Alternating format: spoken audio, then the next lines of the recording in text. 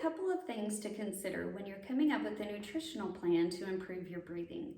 Two of those things are gas and bloating.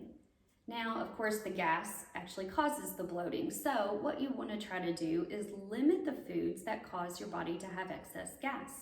If you're not sure what those are, the best thing to do is start journaling your diet and then also putting down whether or not you feel extra bloated after you eat that particular meal. That way you can narrow down what is giving you the trouble and what you can eat. The problem with the gas is that you only have so much room between here and here. So as gas expands, it takes up more room in your stomach, and it's actually going to push up on that diaphragm. Remember, the diaphragm sits right here. If it pushes up on it, it's not going to function properly. It doesn't have room to function properly.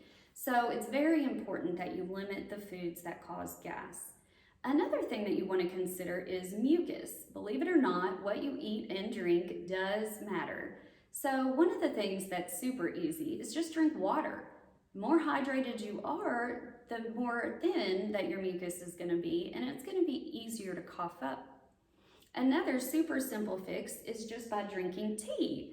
Believe it or not, drinking Mullein tea from the Herbal Tea Therapy Company, well, it helps your lungs in lots of ways, but one thing that it does is it acts as an expectorant, which is something that if you take it, it naturally will help you get mucus out of your lungs. So it'll help thin it out, but then it's also going to help you cough it up so that you can get that stuff out.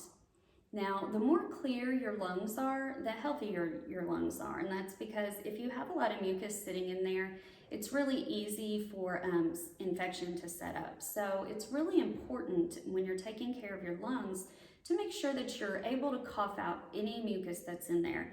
So that's one reason why it's super important to have an expectorant, and it's always better to do it naturally. Now, the more clear your lungs are, the healthier your lungs are. And I know one thing for sure is you will never regret taking care of your lungs.